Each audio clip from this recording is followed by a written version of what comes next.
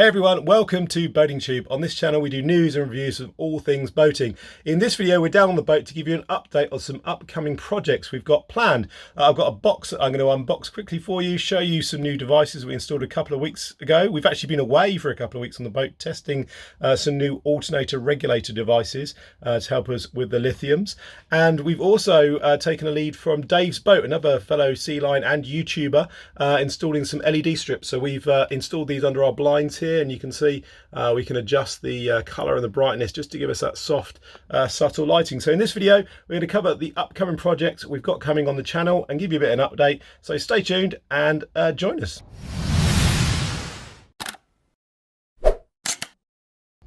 So first up is this box. Now I'm very excited about this box. Arrived all the way from the Czech Republic.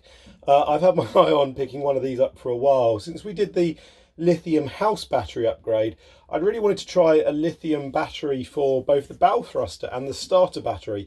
Lithium's got lots of advantages over lead acid in many cases, and especially for house batteries, but many people don't kind of consider it for a kind of high load solutions like bow thrusters and the engine battery. So I wanted to give it a try and try something different. So I purchased a Winston. This is a 12 volt single battery, a single 12 volt battery, but it doesn't have a BMS in it.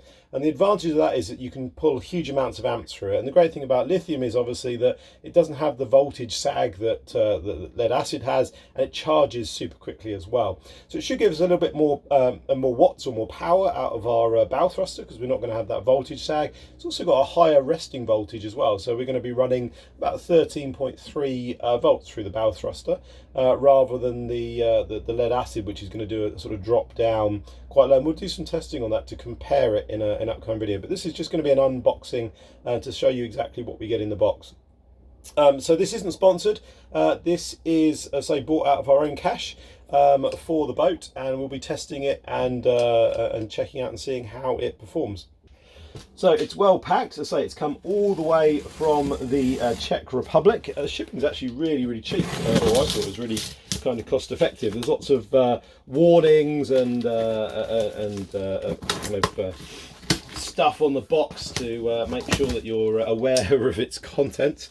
Obviously, being a lithium battery, there's no kind of liquids inside it, but it is exceptionally well packed. From what I can see, there's no damage to the box. It came FedEx. It came pretty quickly. It came within a week. Normally when you buy stuff from like China, it takes a long time to come. So there it is. There is the simple part of it. There's the battery, and there's a lot of packaging around the battery. Now, as I say, this is a single 12 volt 90 amp hour lithium battery, and again, a lot of people will go, oh, it's just a lithium drop-in battery, you know, it's like an X, it's like a Y. These are quite unique, as I say, in the fact that they're actually a single battery. They're actually made up of 4 cells still inside that have been matched at the factory according to Winston. So they're absolutely matched 4 cells of standard lithium iron phosphate batteries, but presented, as I say, with a single output. There is no BMS in there, and there shouldn't really need to be a BMS in there, because the fact that the battery is so precisely matched in the cells that are inside it. And again, these are designed as traction batteries or as high output batteries, and are sold as, say, single batteries. Now, obviously you need to make sure that you don't over discharge them and overcharge them, but the actual fact that it is a single 12 volt battery is in its design, as I say, is designed as such as a traction and high output battery. Now the cool thing about this is, as I say, it's a 90 amp hour battery, and of course with lithium iron phosphate, essentially you can almost use all of that available power. So realistically you can kind of take it down to really kind of 10% of its depth of discharge. So realistically it is actually a kind of 80 or 90 amp hour battery. And again, if you compare that to an equivalent lead acid, you're looking at kind of 160 amp hour lead acid, because obviously you only want to take a lead acid down to about 50% of its capacity. The other really cool thing about it is that, you know, because it's lithium iron phosphate, it only weighs 12.5 kilos. So it's actually really light. Move the box out of the way. and we'll take a look at the battery itself. Let's get it in shot. I mean, there's not really much to see about it apart from a big yellow plastic box, really, with two connectors on the front. It is kind of exciting, but not exciting, I guess, in its construction. As I say, it is really lightweight in its. It is. Say compare that to 160 amp hour of lead acid, and it makes a huge difference. This, as I say, is a Thundersky Winston 12 volt 90 amp hour single 12 volt battery, sourced from GWL in the Czech Republic, straight from the Thundersky factory. So straight from the Winston factory, sorry. So again, really excited to give this a try. I'm curious to see if there is anything else in the box, if there are any bolts or nuts or mounting hardware, which it looks as if there isn't. There's just another plastic cap that's fallen off.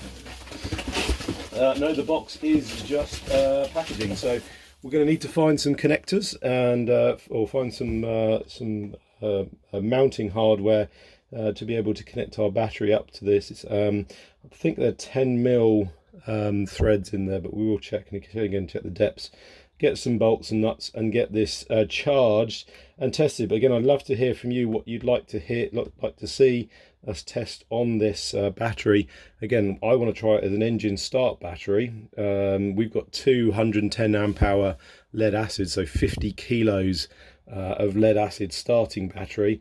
I'd love to replace those with simple and super fast charging of this. And also we've got 110 amp hour 25 kilos bow thruster battery, and again I'd love to swap that out with one of these as well. So let us know in the comments what you'd like to see us test first on this, and we'll get it hooked up and wired up and get an amp meter on it and see exactly how it performs against the lead acids. The next of the projects we're going to be covering off in upcoming videos are these two beauties.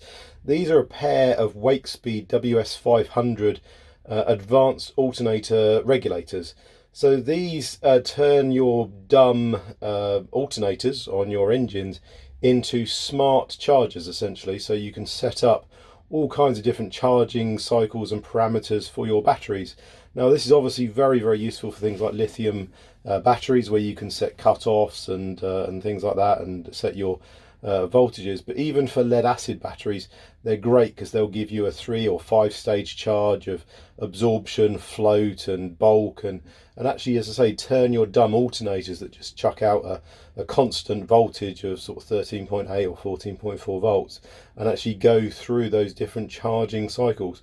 You also got heat sensors to maintain your alternators, so they can back off the power of your alternators as the heat increases and decreases, and make sure you actually get the maximum out of your alternators. So we've got these installed and they are actually working at the moment, so we've been using them for the last couple of weeks on a recent boat trip.